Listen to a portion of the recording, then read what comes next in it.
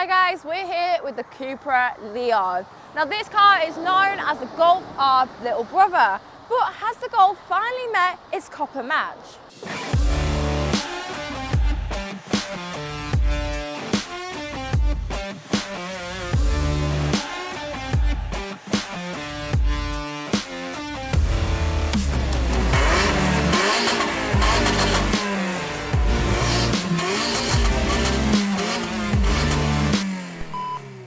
We're here with Cupra today, testing a range of their cars, which means we're going to be short but sweet reviews. And next up we have the Cupra Leon, a hot hatch that unlocks lots of potential. So let's take a quick look around. The Cupra Leon has a 2-litre turbocharged petrol engine, giving us 300 brake horsepower and 400 newton meters of torque. The 7-speed DSG and the weight of 1.5 tonnes means we can get a 0 to 60 time of 5.7 seconds. Pretty reasonable for a front-wheel drive hot hatch. Just like the other Cupra models, we have different levels of trim, V1, V2, V3, which means we get some nice and tasty additional extras, things like wheels, brakes and technology. And we're not short of boot space either. We're quite a deep 380 litre boot, means there's plenty of room for all your daily needs. It doesn't mean that I can get out very easily though. And as expected from any hatch, there's still enough room in the back for adults. And when we get into the front, it is a super luxurious place to be. The blue and copper complement each other perfectly. We have our infotainment system, a digital display, and incredibly comfy bucket seats. And if you go for the very top spec, you only need to part with £37,000. That is the same price as a bog standard Club Sport GTI. This is pretty good value for money. Although we don't get a lot of time with the car, let's see what our first impressions of the drive are like. So, let's start her up.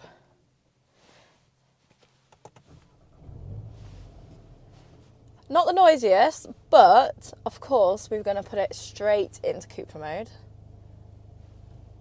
The one thing I'm noticing compared to some of the other Cupra models is there's no Cupra button on the steering wheel or start button on the steering wheel. I am missing that a little bit, but traction in sport, of course. Gearbox is in sport. Like I say, we only get a short amount of time with these cars, so I want to maximise as much as we can. But already you can feel that the car is quite eager to get going, even just with a tap of throttle. Now, I've never driven a Cupra Leon before. It's been on the bucket list. I have had experiences with the Golfs. Now, is this as good as or better? That is the real question.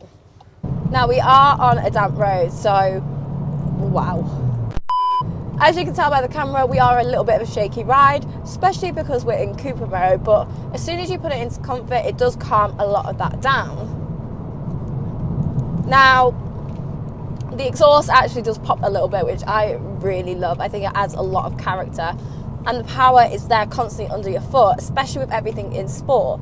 So as soon as you want to put a little bit of throttle down, as soon as the gearbox clicks into being ready to go, the car's off. The engine is easy to have a lot of fun with. It's always there and very playful.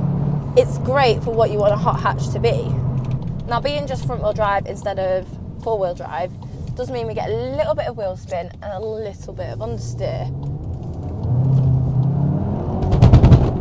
Like that, especially in these damp conditions. With a little bit of care and a little bit less of foot flat to the ground constantly, you can help stop that. But it does mean we can have some fun around the corners. The nose actually turns in really sharp. It's one of the most responsive front wheel drive cars I've been in. And even at speed on some faster corners, you not experience a massive washout as sometimes you expect with front wheel drive. Now, because we have the traction control in sport, so 1 click is sport, 2 clicks is completely off, it means that the car allows the rear to slip a little bit, but not too much that it's going to be dangerous. Now, if you turn it off completely, you are fully in control.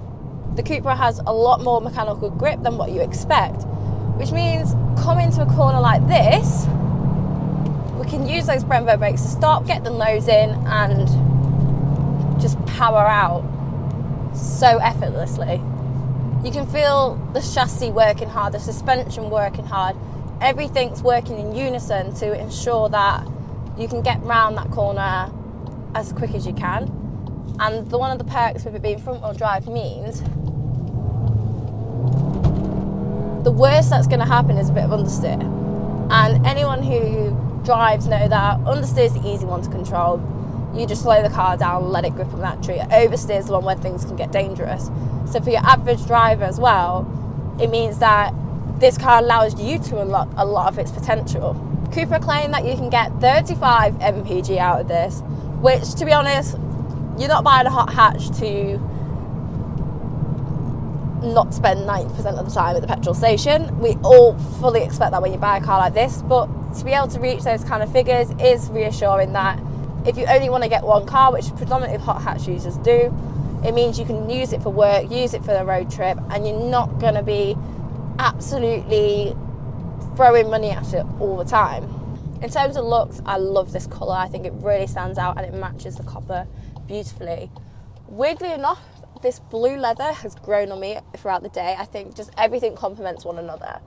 And although it stands out and it does look very sleek and very sexy, it's almost a wolf in sheep's clothing. And that's because you don't expect it to be as capable as it is. It's similar with all these kinds of hot hatches. They look like a little bit more aggressive on their counterpart, but when you put your foot down, you know they're not. It's also nice because you can install a lot of trust into the car in terms of if you're stuck behind Doris the grandma driving 30 miles an hour in 60 and you want to overtake, you've got the power under your foot to do so. And this is something I'd actually like to take around the track and really try and find the limit of it, because I think the limit will be a lot further away than what you think it is.